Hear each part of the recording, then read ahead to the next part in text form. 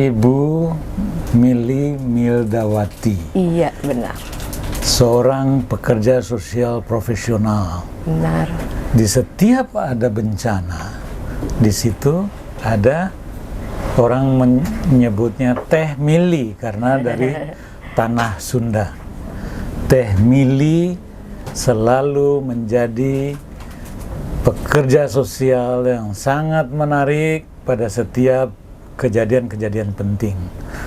Bencana dari zaman gempa di Aceh, COVID yang melanda kita terakhir, beliau selalu hadir, tetapi hal yang nggak pernah diketahui oleh publik bahwa Ibu Mili Mildawati ini juga salah seorang yang menjadi penentu dari keberhasilan resolusi konflik Ambon dengan nama program Jembatan Persahabatan.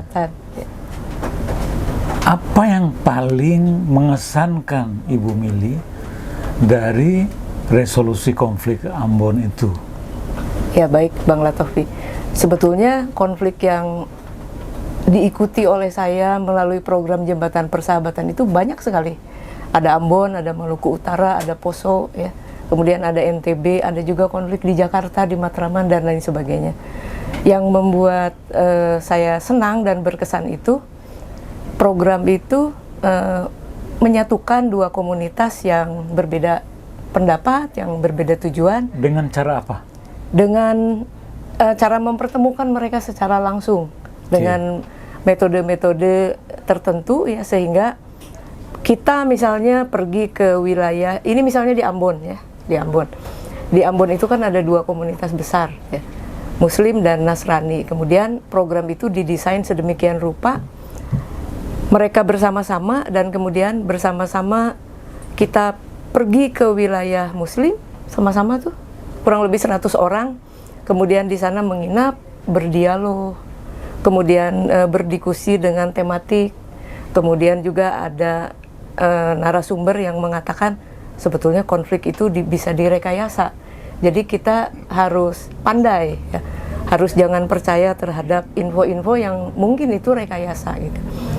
Dan kemudian ada suatu aktivitas yang namanya malam renungan, kemudian pentas musik, kemudian pentas karya.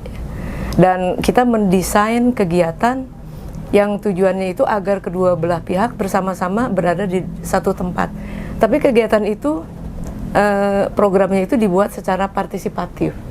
Misalnya mereka ingin melakukan apa dan difasilitasi. Contohnya, misalnya ini dua komunitas, ya, ini Muslim, ini Nasrani.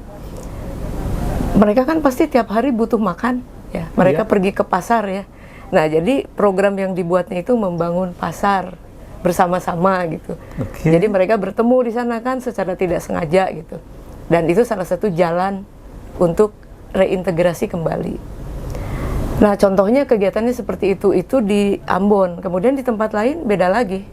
Di tempat lain melalui pendekatan partisipatif, 100 orang yang 50 Muslim, 50 non-Muslim itu diberikan penawaran mau melakukan aktivitas apa dengan teknik-teknik yang partisipatif.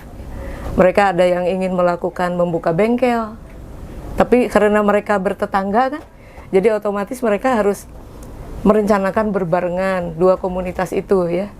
Dan kemudian mereka belanja bahan sampai akhirnya mereka membuka bengkelnya dan mempunyai langganan. Itu di Maluku Utara, Ternate. Kemudian ada juga yang membuka toko kelontong, yang membuka kios, ya, yang mau belajar menjahit dengan modal yang diberikan. Nah, itu sebetulnya kan hanya alat untuk membuat dua komunitas beraktivitas bersama.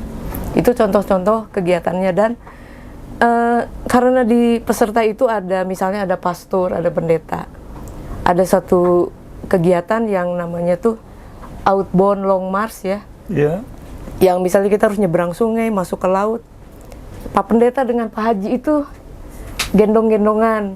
Lalu mereka, kenapa ya kita dulu bertengkar, katanya, kenapa kita dulu bunuh-bunuhan? mereka di situ nangis bareng-bareng ya. Sampai akhirnya berarti kita jangan percaya oleh isu-isu yang masuk ya, harus bisa menyaring ya. Dan sampai sekarang, dan itu semua kegiatan itu membuat saya tertarik membuat disertasi saya, Bang. Oh. Ya, jadi disertasi saya tentang manajemen konflik sosial yang idenya dari situ. Kalau perusahaan mengalami konflik dengan komunitasnya Iya. ataupun dengan stakeholdernya, Ibu Mili merasa tertantang untuk ikut menangani? Sangat, karena itu ada ilmunya kan, dan ada Oke. caranya. Jadi ada namanya pengelolaan konflik sosial. Ya. Jadi sebetulnya konflik itu akan ada dari zaman dulu sampai nanti, itu akan selalu ada ya. Tapi yang penting bagaimana kita mengelolanya gitu, memanagenya. Dan dalam siklus konflik itu, kalau misalnya kita masuk ke situ sudah tahap puncak eskalasi, itu sudah terlambat.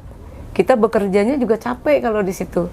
Jadi lebih baik kita memanagenya itu di pra konfliknya, di sebelumnya. Perusahaan sebaiknya melakukan aktivitas-aktivitas mengelola konflik sebelum eskalasi gitu.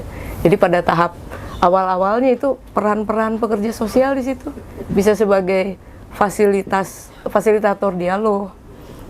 Kalau sudah dieskalasi, dia kan harus menjadi mediator kan.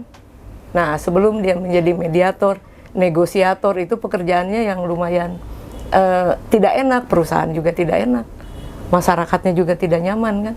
Tapi lebih nyaman di pencegahan gitu, peace building. Nah, jadi perusahaan memang sangat merasa tertantang, saya dan para pekerja sosial lainnya, saya pikir ya, karena mereka tahu caranya. Oke, Ya. luar biasa. Ibu Mili Mildawati, saat ini beliau adalah dosen di Politeknik Kesejahteraan Sosial Bandung. Ya. Dan apa yang dilakukan terhadap masyarakat konflik Ambon, Poso maupun Jakarta di daerah Wamena. Matraman, Wamena juga ya, Wamena Timika. terjun. Pengalaman yang sungguh memiliki warna-warni yang indah apabila kita melihatnya dari sisi bahwa itulah mutiara dari seorang pekerja sosial adalah rekam jejaknya, seperti juga tentara, serdadu. Dia pulang dari medan pertempuran, seorang pekerja sosial pulang dari menyelesaikan persoalan adalah mimpinya sebagai seorang pekerja sosial yang sesungguhnya. Dari situlah dia akan menemukan kepuasan bahwa hidupnya memiliki arti bagi sesama, memiliki arti bagi kehidupan bangsa ini, menjadi bagian dari penyelesaian persoalan-persoalan kehidupan bersama. Luar biasa, kita tepuk tangan untuk Ibu Mili Mildawati yang siap menangani CSR perusahaan, terutama dengan resolusi konfliknya. Karena hari ini Anda ikut pelatihan CSR dari Latofi School of Social Responsibility, sertifikat kehebatan Anda. Terima kasih, sukses selalu untuk Latofi.